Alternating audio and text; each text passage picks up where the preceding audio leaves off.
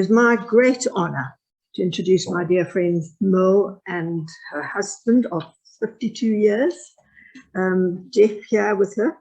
And my life has been enriched by knowing this couple.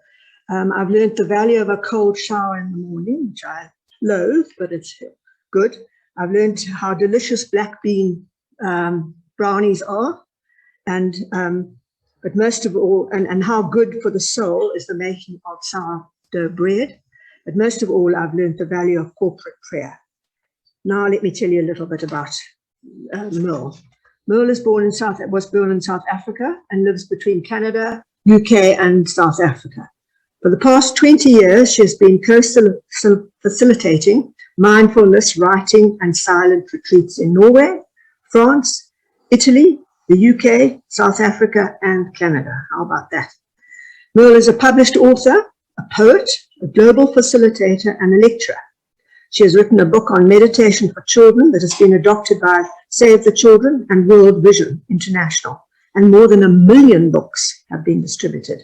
She has collaborated on a book on the Bushmen of the Kalahari Desert, published in German. So you can see what a huge lady she is, not physically, just thinking. Yeah. She recently graduated with a postgraduate degree in mindfulness-based stress release at Stellenbosch University Medical Science faculty, and facilitates mindfulness-based stress release programs. Merle moved from Cape Town 4 years ago with her husband to their home on the shores of the Klein Rivier Lagoon. She is currently writing a book on the third, an opportunity she considers to be the most exciting and fulfilling stage of her life. The latest passion is baking sourdough bread in her wood-fired oven. She facilitates online workshops on mindfulness, meditation, poetry, and health. And I'm sure she will enrich your lives as well. Thank you. Thank you so much, Sal, and good morning, everybody. Very special to be here. Had this talk, the date of this talk, been a month ago, I would have had to send in my apologies because I had COVID and my darling husband of 52 years was in Mediclinic, hooked up to oxygen, battling for his life with COVID pneumonia. So it is with great joy that we are both here this morning to be with you, well and healthy and fully recovered. And to celebrate that, I'm going to invite Geoff to come up here and join me this morning and share with me some of the insights that we've had through having gone through this experience, but also generally just to explore how wonderful this stage of life is and the gifts that it gives. So, Geoff, will you join me? We got married in a little town, some of you may know, Vereeniging, after knowing each other for just a couple of weeks. And we've had quite we've had quite an adventurous life together. We've lived in many places. We currently live between 3 countries, but we've told our children, don't ever do that. We took a huge gamble and fortunately it paid off. What is this third? What is this phase of life? What are the gifts? What are the unique challenges?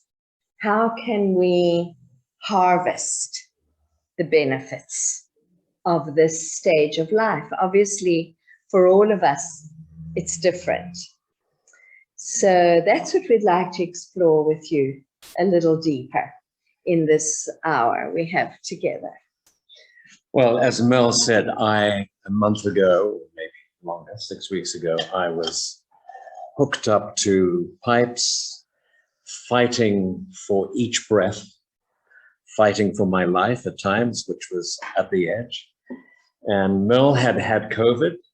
For a week, I had absolutely no symptoms, cared for her, not really protecting, not believing that I could actually get it. And a week later, I was in hospital.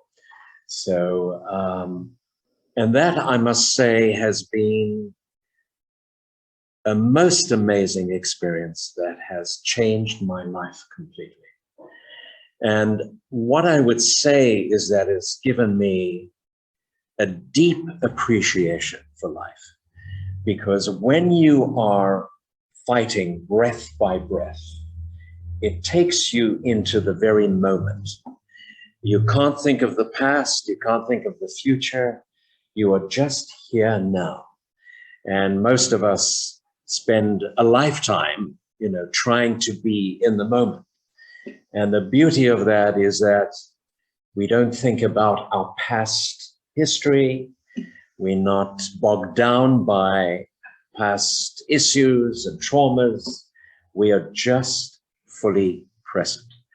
And somehow, I'm not sure how that happened, I came to a place of the deepest peace and ecstasy, actually bliss, that I've ever known in my life, while hooked up, while fighting for my life. But my essence, my spirit was flying in a very, very uplifted state.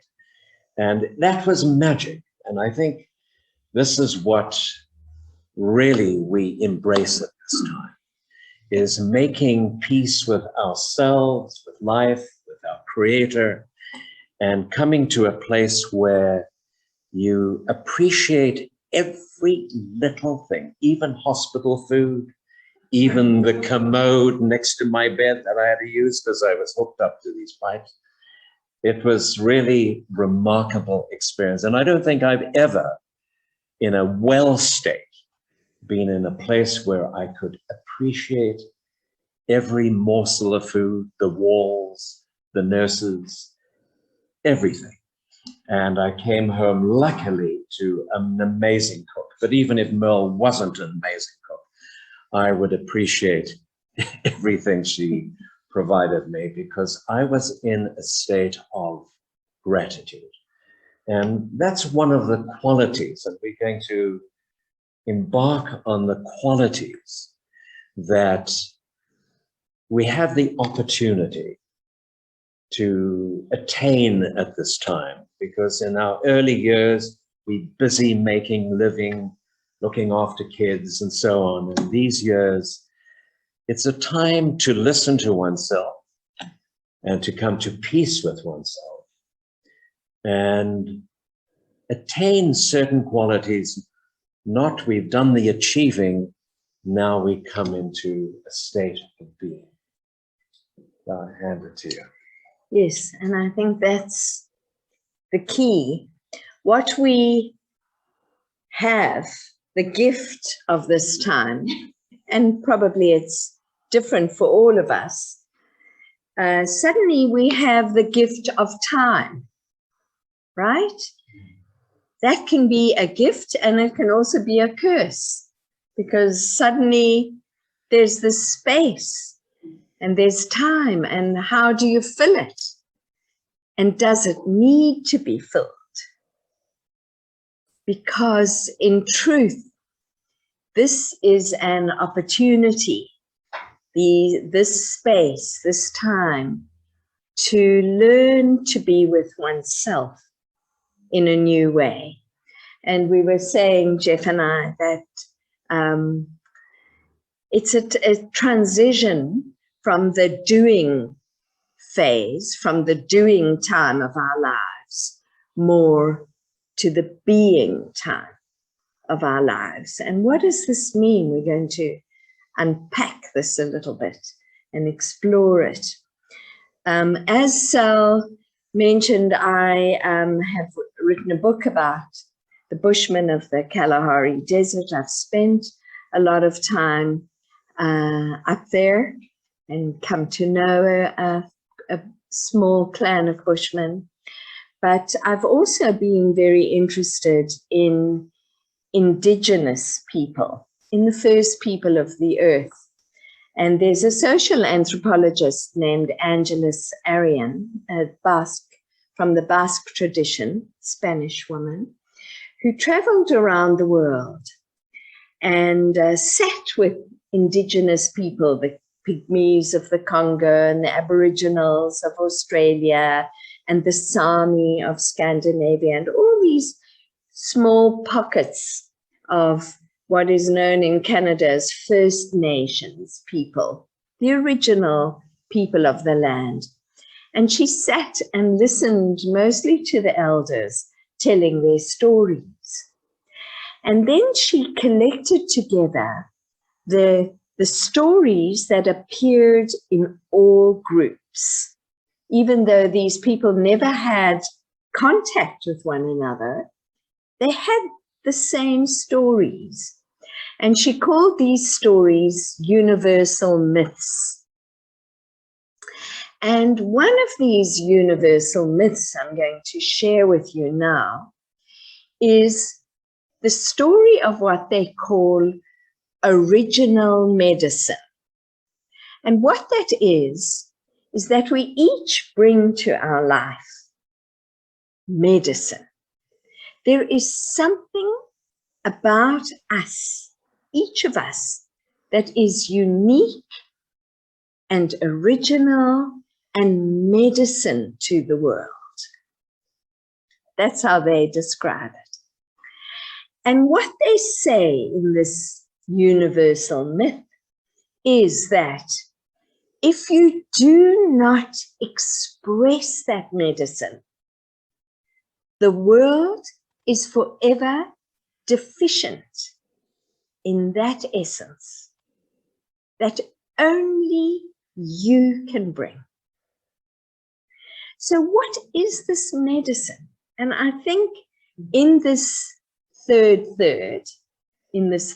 age, when we have time, we have an opportunity to think about this. What do I bring that's unique, that's based, of course, on my environment, on my parents, on my childhood, on the way I grew up, on the career, on the life I have led. But beyond all of that, there is the essence that maybe in religious terms is called the soul. That is unique. That goes beyond the environment you were born into and created, the life you created. And this takes stillness. This takes listening. This takes being willing to just sit and do nothing. Listening to life, listening to the memories, listening to the things we are grateful for. We're going to unpack more some of these qualities. So it's not so much who we are, what we have done, who we've become. It's more who am I? Who am I? What do I bring? What will I be known for? What is my legacy? What do I leave of myself? I don't know if you know the American poet Maya Angelou said something beautiful on her 88th birthday. She sent out a message on social media. She said, when you die, people won't remember what you wore or how you cooked or what kind of car you drove or how tidy your house was or how clean your kitchen was. They will remember how they felt when they were with you. And I think that's such a beautiful way of describing one's legacy. And this, of course, is something we can work on. we have this gift of life.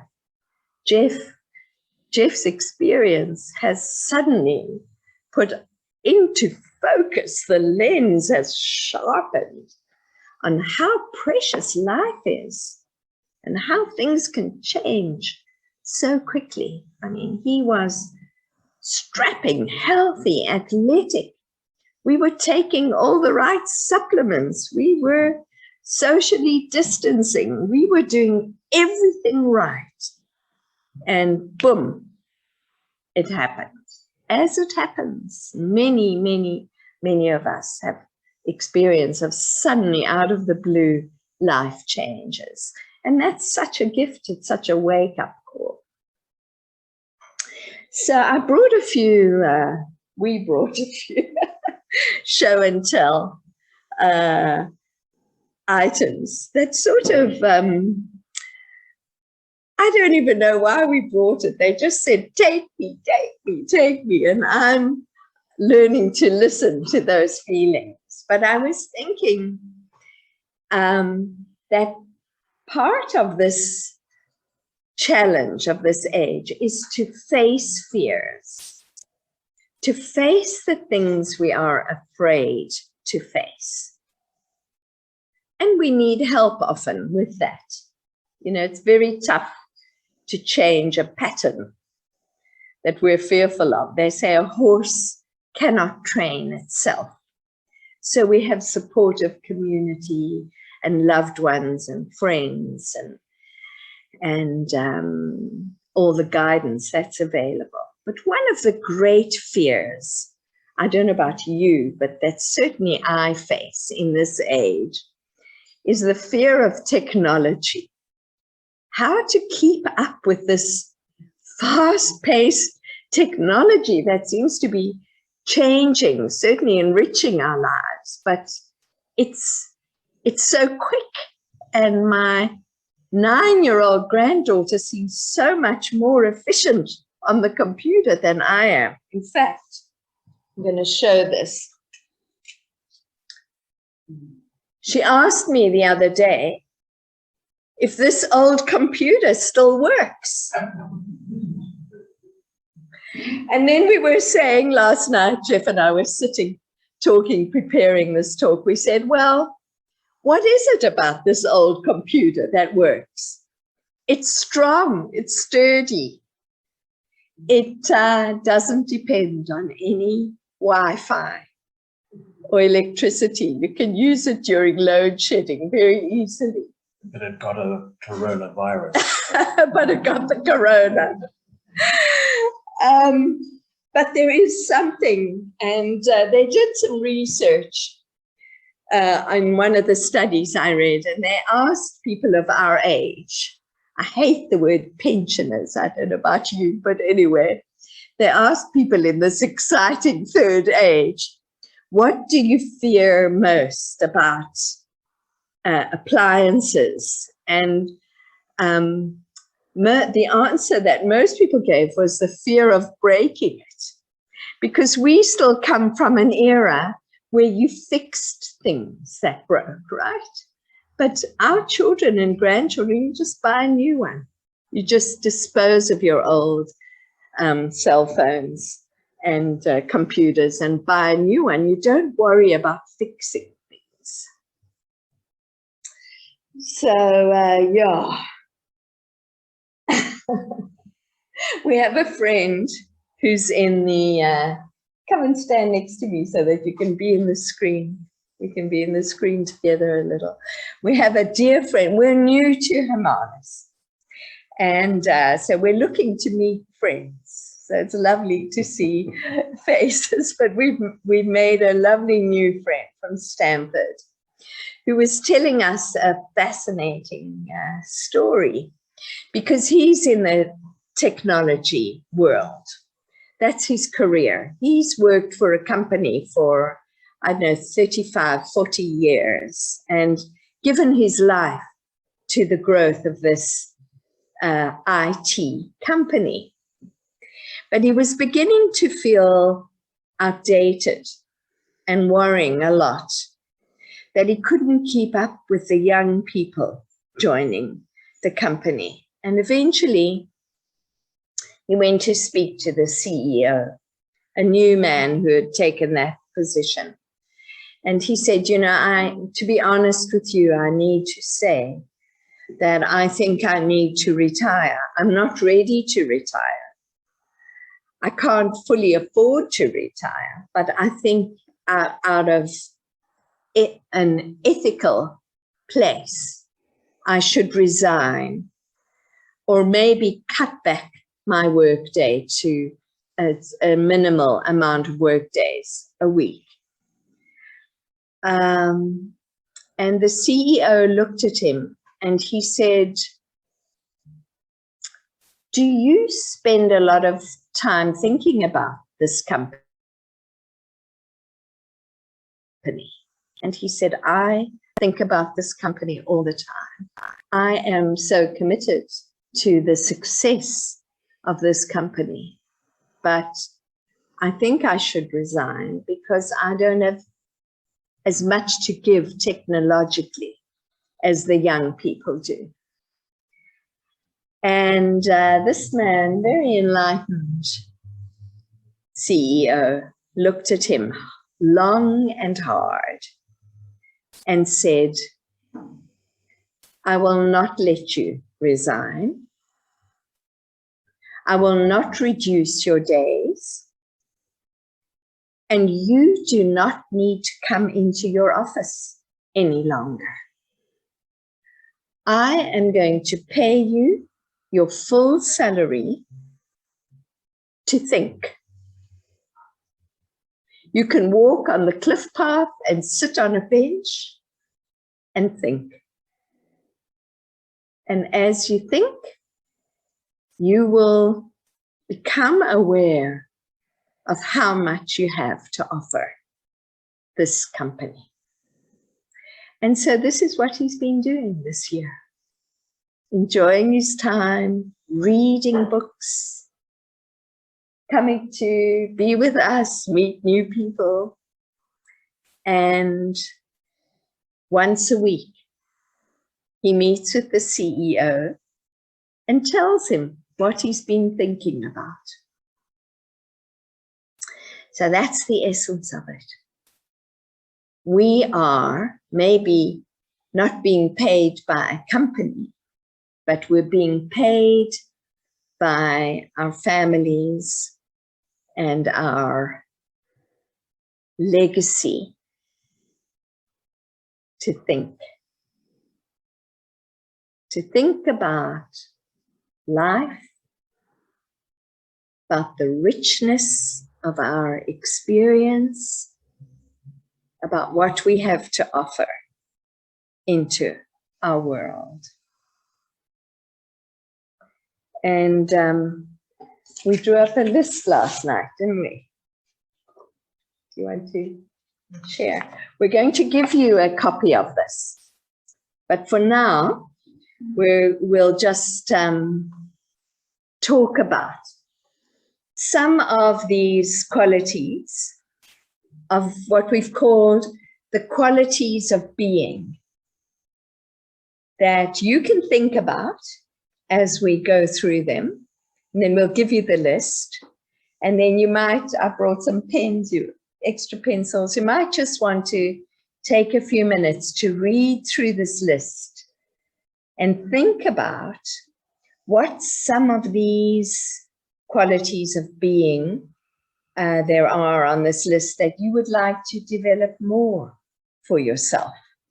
And it was a really fun experience, wasn't it? Just thinking about it, creating the list. But I'd like to say something in preparation for this, because typically most people, as we get older, we get a little more crystallized, stuck in our ways. We develop habitual patterns as we grow older, and we do the same things in the same way all the time.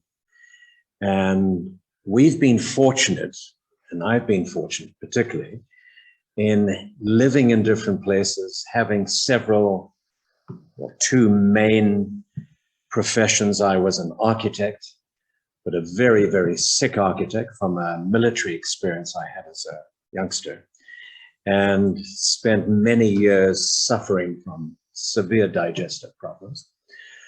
And but I enjoyed architecture, but my real love was working with the body. So I lived a double life. I did architecture during the day, and I became a therapist in the evening, helping people with their physical and emotional, mental patterns and conditions. And eventually I dropped architecture at some point in Canada and took on this new profession. There was no precedent for what I was doing. It was risky, it was scary. I had a family, had to support. So I was giving up my bread and butter to start something new. And we really pioneered in Canada. We opened what we might call a holistic health center. And we were the first in Toronto at the time.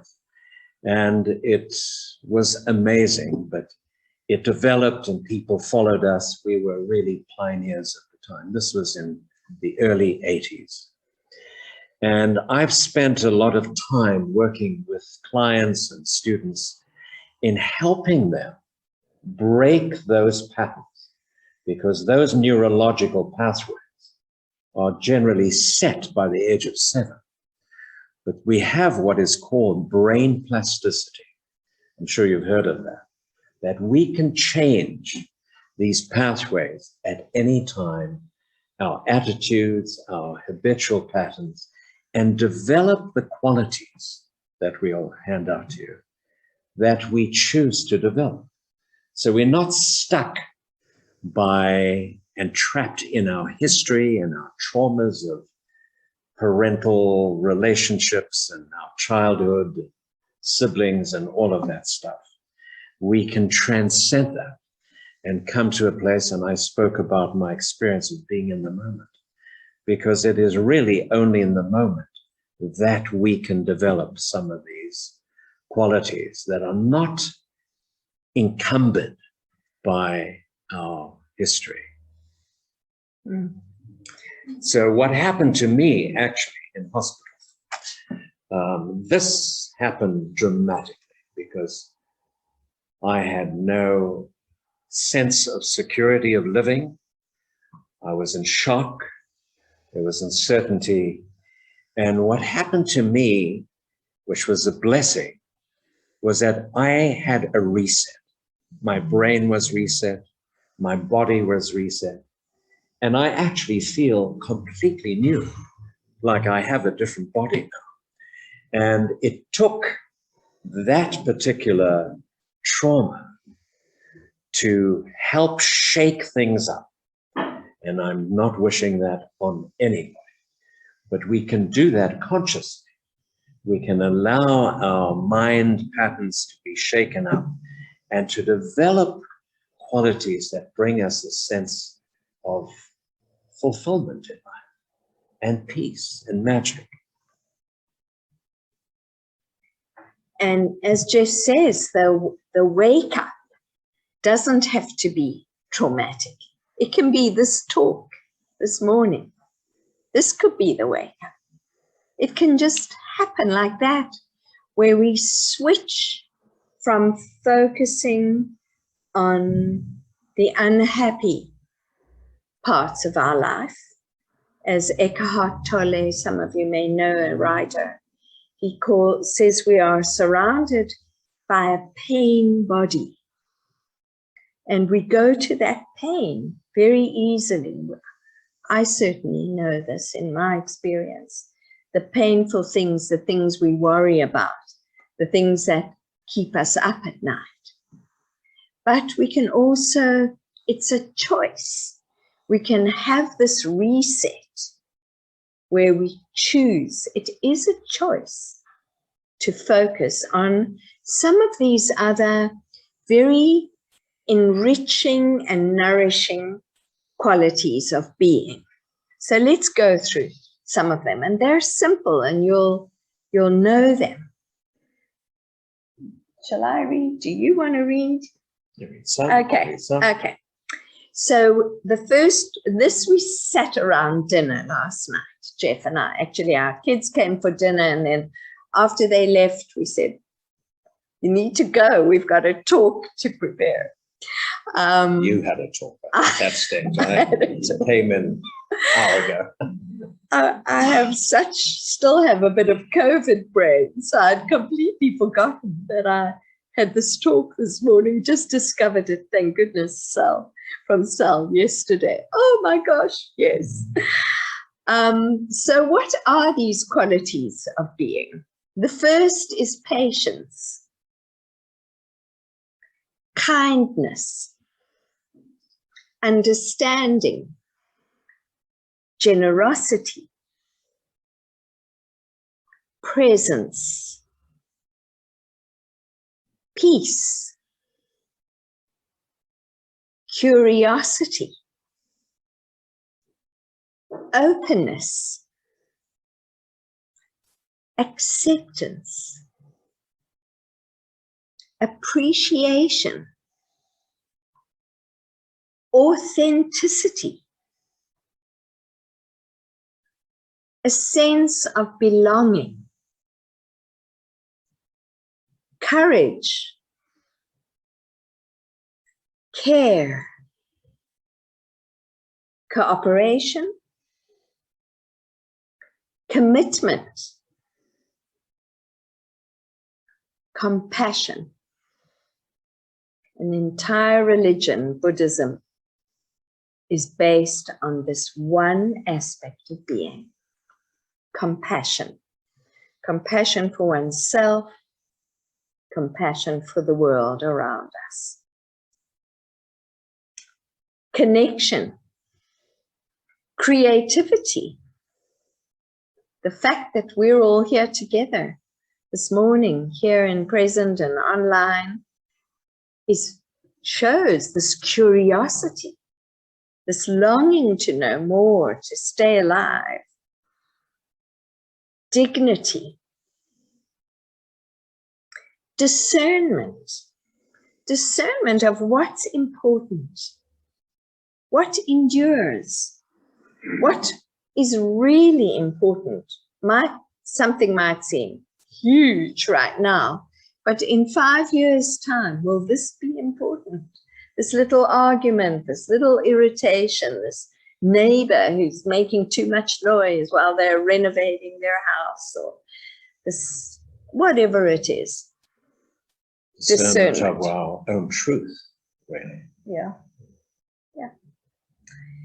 Empathy, the ability to feel another one's suffering. Resilience, to really look at what makes us resilient.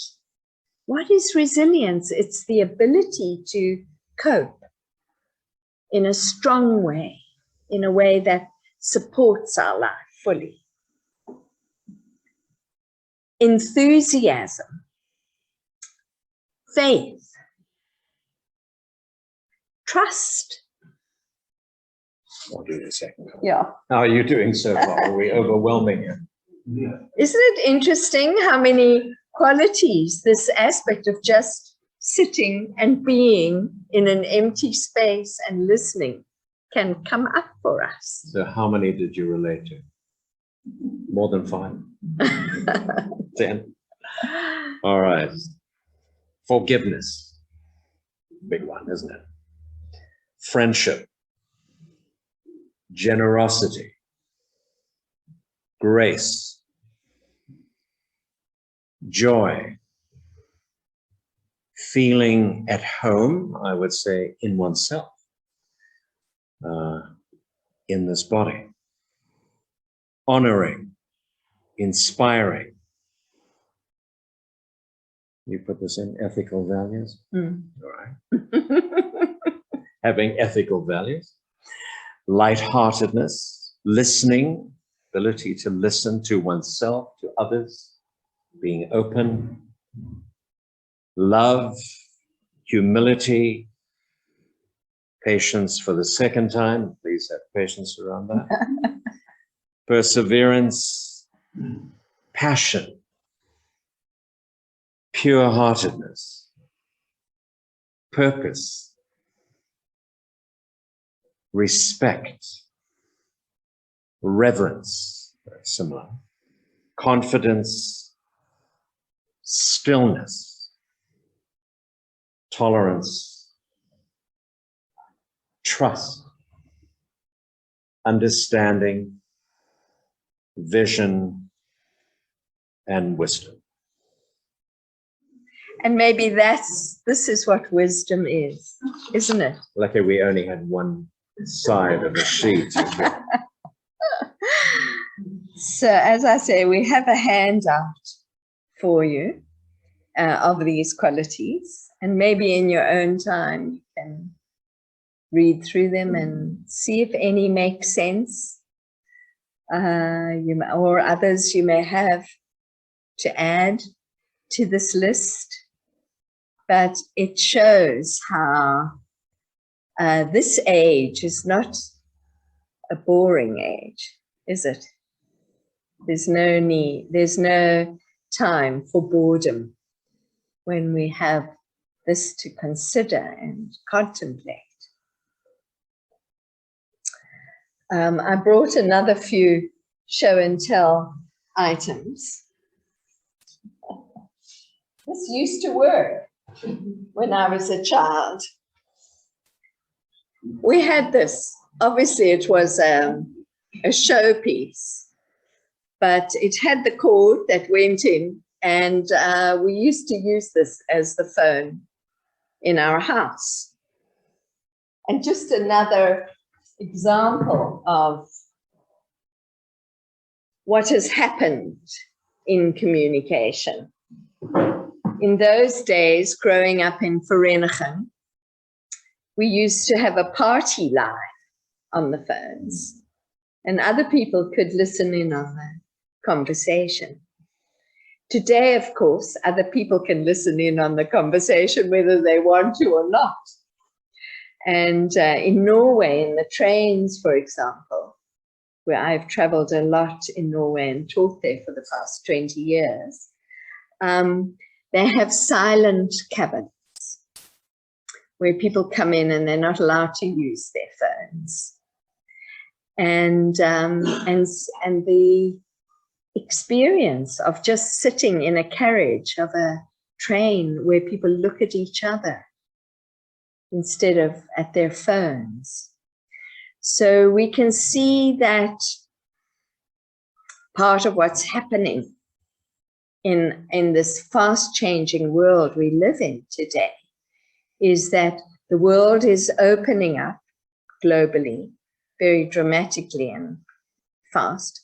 It's also closing down, where people are getting more into themselves and their own little worlds. I don't know if any of you have sat on the tube in London, which we live on the Piccadilly line there, and nobody ever looks up from their phones. You just go in and it's just like all you ever see are the tops of people's heads. So we obviously cannot turn the clock back.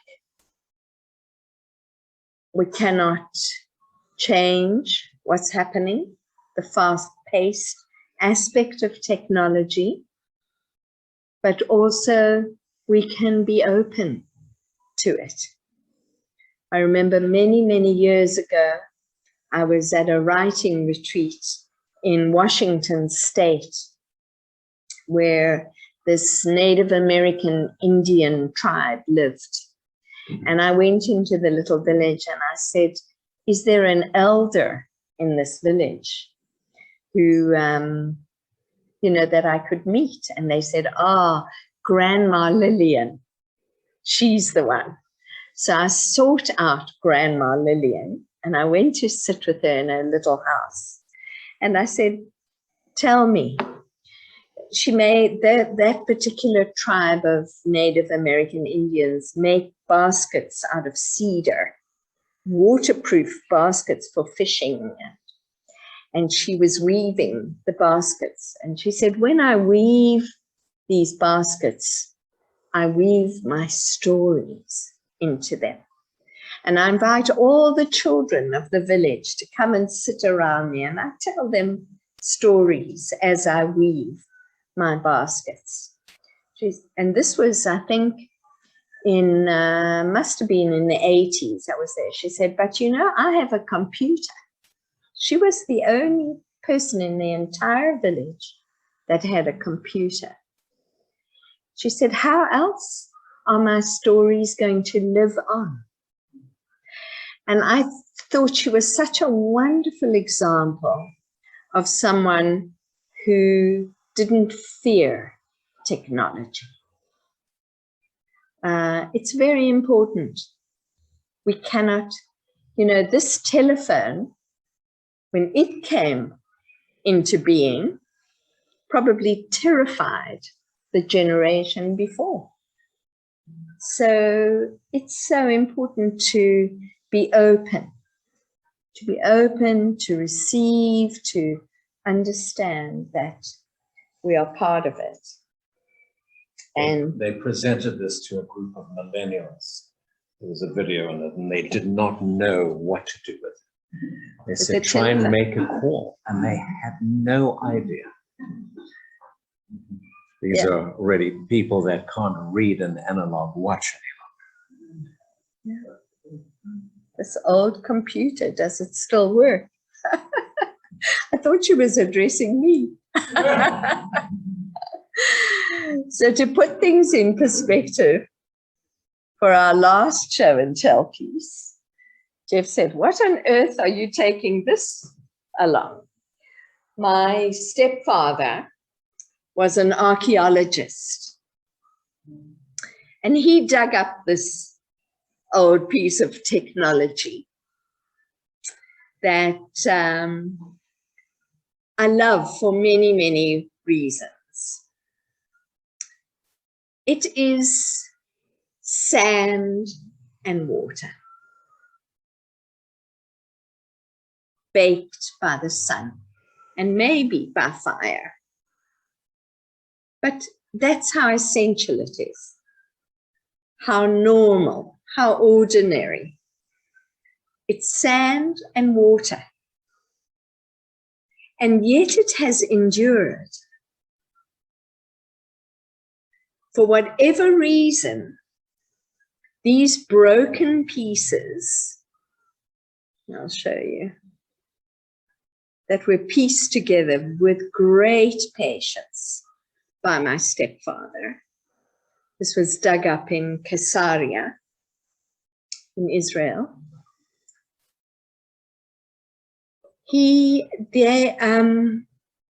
This pot used maybe for oil in a temple or in someone's kitchen has seen certainly pandemics, wars, earthquakes, climate change, devastation, happiness, maybe weddings and celebrations, maybe worship in a temple. Seen it all. What is it about this simple vessel that has endured? And what makes it so precious? For one, it's 3,000 years old.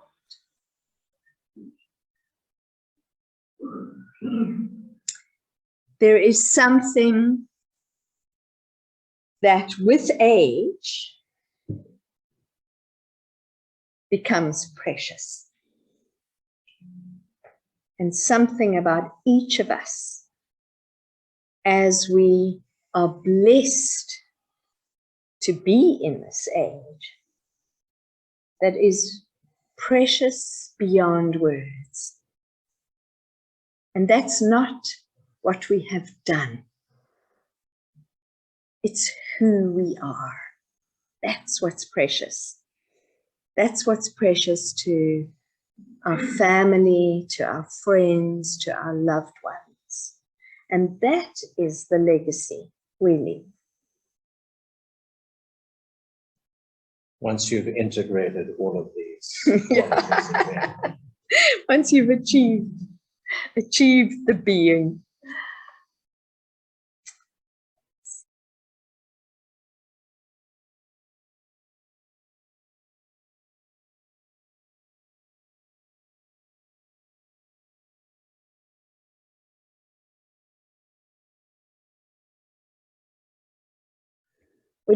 Does anyone have any questions or comments?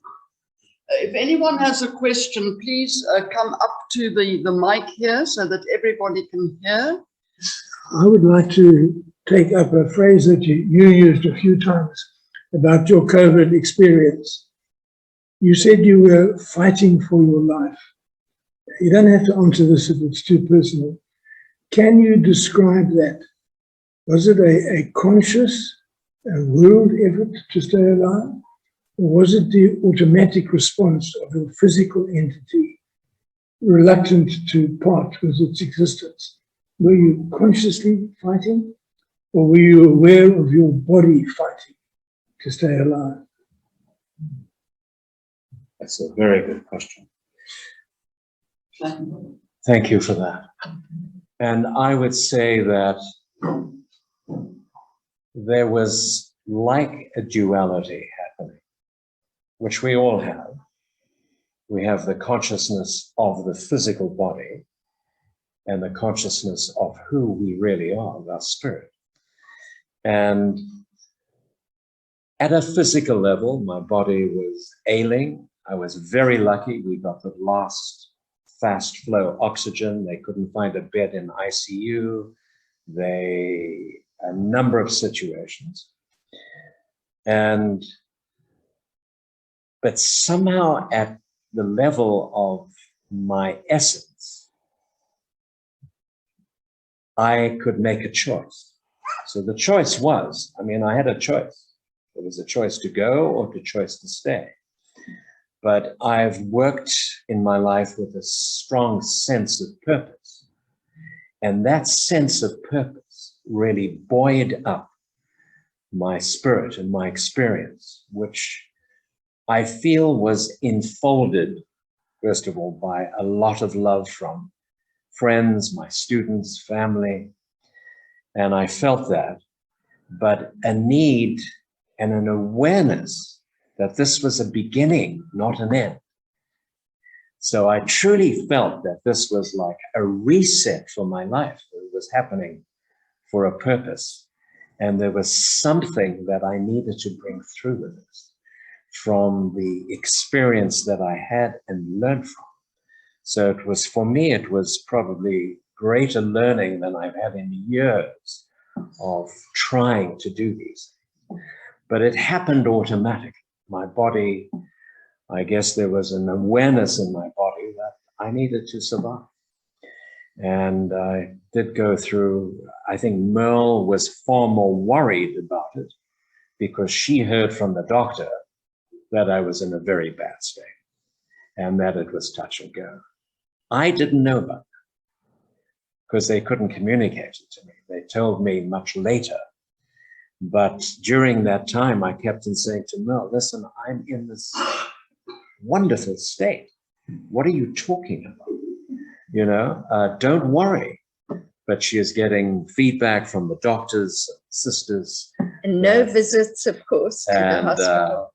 But I knew that it was something quite different. I knew that I needed to, and miraculously, my body regenerated, revived. It takes time, you know, it's long COVID and severe condition of pneumonia. I don't know if this answers your question. Does it? Right. Any other comments? Any other questions? You know that our Zoom host himself was very, very, very ill and in hospital with COVID. So I'm sure he would have related to a lot of what you were talking about. we nearly lost chat. So Really. we are very, very, very deeply grateful to have him back with us. Can I make a contribution? I went through exactly the same thing. I was very ill. They didn't have an ICU bed for me. So all they could do is put me on a high pressure oxygen tube, which is probably the same as you. And they eventually brought this so-called iPad thing, which they blew oxygen into my lungs to keep them inflated. I didn't at any point have a sense that I'm about to die. But what I did want to do is communicate what was happening to me to everybody that I knew. So I sent endless WhatsApps right during the day to all my friends. And I think that was a method that I used to stay outside myself and keep thinking about people beyond myself, about my own state. And I think that's what kept me going. And like you, it's a reset. Yeah, absolutely. Well, every night at 8 o'clock, a whole group of my students I teach around the world got onto Zoom. I was able to listen. I wasn't able to speak. I had no voice. But I felt so blessed because many people with COVID are completely alone. No family, no nobody. And I was surrounded by a few hundred people every night that were sending prayers, light and love. And I think that was a big part of what helped me come through. And Merle, of course. I just wanted to end with a little poem. Some of you may know it. And I think for me, it sums up a little of what we've been sharing. It's a song, but I see it as a poem. When I find myself in times of trouble, Mother Mary comes to me, speaking words of wisdom. Let it be. And in my hour of darkness, she is standing right in front of me, speaking words of wisdom. Let it be. And when the broken-hearted people living in the world agree, there will be an answer. Let it be. For though they may be parted, there is still a chance that they may see. There will be an answer. Let it be. And when the night is cloudy, there is still a light that shines on me. Shine on until tomorrow. Let it be. I wake up to the sound of music. Mother Mary comes to me, speaking words of wisdom. Let it be. Thank you very much. Thank you to both of you. This was a very special sharing of your personal experiences and insights. We appreciate that very much. Thank you so much.